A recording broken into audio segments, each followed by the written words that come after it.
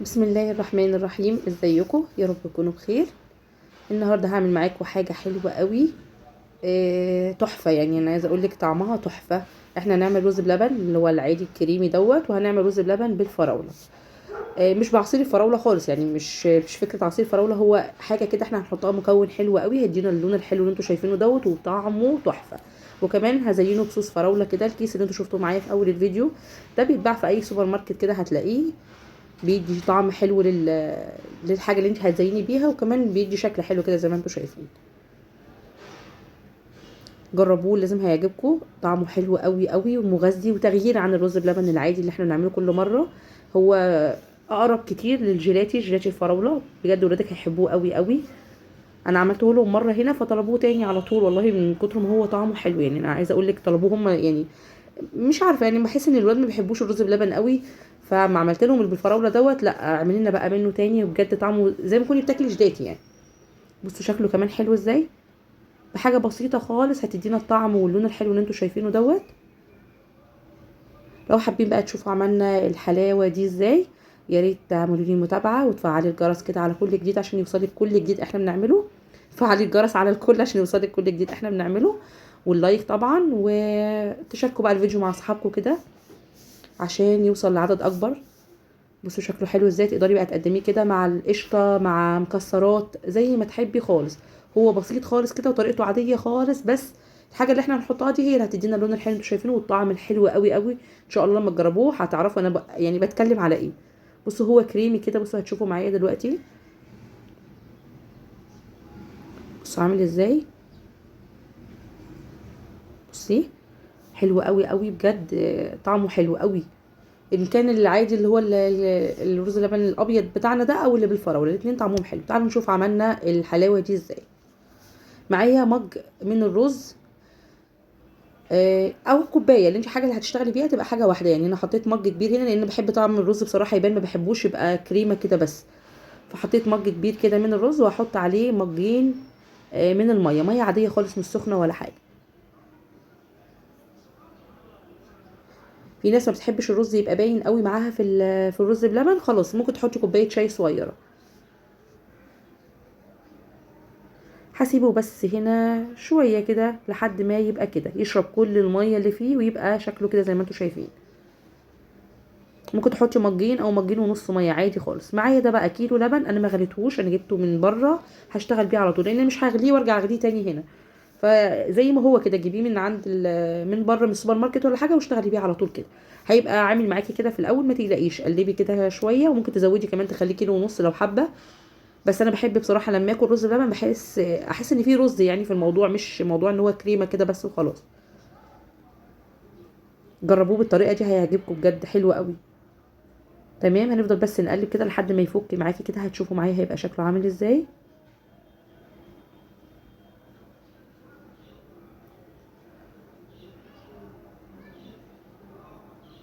هو بقى هيغلي هنا طبعا، احنا مش مغليناهوش، مش هنشتغل بيه كده على طول. هنسيبه بقى كده زي ما انتوا شايفين كده غلى معايا اهوت. هنسيبه يغلي كده على نار متوسطه، هيغلي معاكي ويبقى زي الفل. حطيت مج برضو من بتاع الرز، هو اللي انا عملت بيه الرز.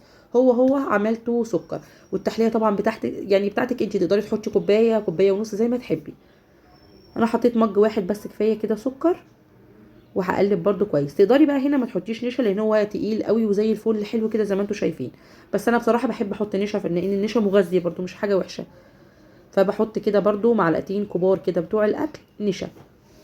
هو من غير نشا لو انت حابه ان انت تعمليه كده هيبقى متماسك برده زي الفل معاكي. هدوب بس النشا كده الاول قبل ما نحطه طبعا على الرز. المهم تتاكدي ان اللبن بتاعك غلي. تروحي موطيه النار خالص، وحاطه بقى مج السكر اللي انا حطيته، وبرده مدوبه السكر كويس قوي. وبعد كده تقدري بقى تحطي النشا زي ما انا هعمل كده. دول معلقتين كبار بتوع الاكل. ما تحطيش النشا برضو، دي خطوه مهمه، ما تحطيش النشا كله مره واحده، لا. هتجيبي برضو المعلقه وتبتدي تنزلي بالنشا شويه شويه كده وتقلبي. الخطوات دي مهمه قوي في نجاح اي رز بلبن، مش شرط الرز بلبن بالفراوله اللي احنا عاملينه. اي رز بلبن كده هيبقى لازم تعمليه بالخطوات دي. تمام. حاجه بقى اللي هتقدمي فيها، انا هحط بس تقريبا 3/4 مثلا من الرز بلبن العادي اللي هو الابيض دوت، تقدري بقى تعملي طبقات زي ما انت شفتي معايا، تقدري تعملي كله بالفراوله زي ما تحبي خالص.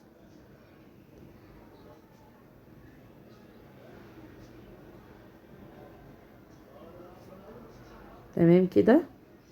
هاخد بس شويه كده من اللي هو برضو ابيض كده قبل ما نلونه لسه، عشان لو حابين ان احنا نعمل بالفراوله تحت الاول يبقى عندنا شويه برضو اللي هو الرز بلبن الابيض بتاعنا دوت. تمام.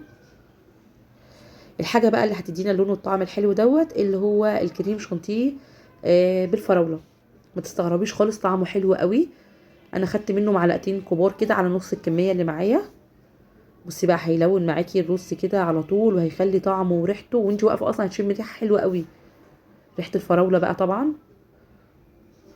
بصوا لونه حلو ازاي. حابه بقى تغمقي عن كده تقدري تزودي الكميه، بس هو اللون ده كده كان حلو قوي بجد. وكمان طعمه باين يعني مش بس لونه بس. اول بقى ما تحطي المعلقتين يا دوب قلبي تقليبه واحده كده وروحي طافيه النار على طول. بصوا لونه حلو ازاي. بجد لو جربتيه في البيت بجد يعني انا متاكده مش هيبطلوا يطلبوا منك بعد كده. تحفه، طعمه حلو قوي. طبعا لما تدخليه التلاجة كده وتقدري بقى لو عندك فراوله تحطي كده تقطعي فراوله على الوش او مكسرات زي ما تحبي خالص. بصوا لونه وطعمه وريحته هيبقى حاجه تحفه يعني.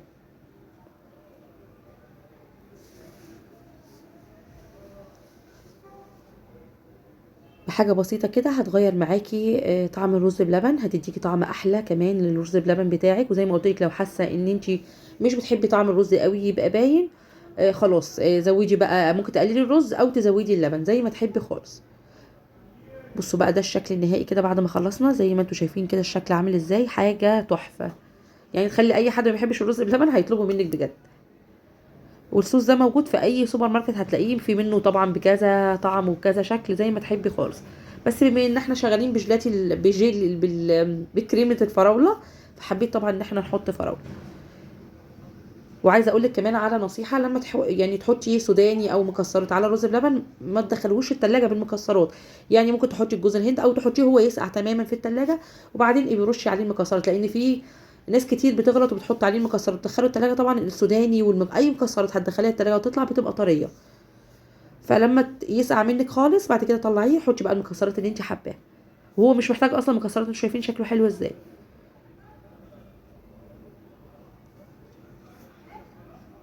تحليه سريعه كده وبسيطه، وبجد هتفرق معاكي قوي في الطعم. طعم الفراوله ده هيخلي ولادك يطلبوه منك دايما. لو عندك حد ما بيحبش الرز بلبن او ما بيحبش منتجات الالبان يعني، لا هيطلب منك الرز ده على طول. سهل كده وسريع وطعمه حلو ومغذي طبعا. ووفرنا على نفسنا خطوه ان احنا نغلي اللبن بره وبعد كده نرجع نشتغل بيه. لا زي ما انا عملت كده هيبقى زي الفل معاكي. اتمنى بقى تجربوه، ان شاء الله هيعجبكم. ولو عجبكم ما تنسونوش في اللايك، واللي مش مشترك عندي في القناه يا ريت يشترك ويفعل الجرس على الكل زي ما قلت لكم عشان يوصلكم كل جديد احنا بنعمله. والتعليق الحلو او الكومنت الحلو بتاعكم اللي بيشجعنا طبعا نعمل كل جديد وكل احسن. يا ريت ما تبخلوش علينا باللايك، وجربوا بقى الطريقه دي وان شاء الله هتعجبكم وتقولي رايكم. بعد ما تجربوه ان شاء الله هتقولوا لي رايكم ان هو تحفه يعني.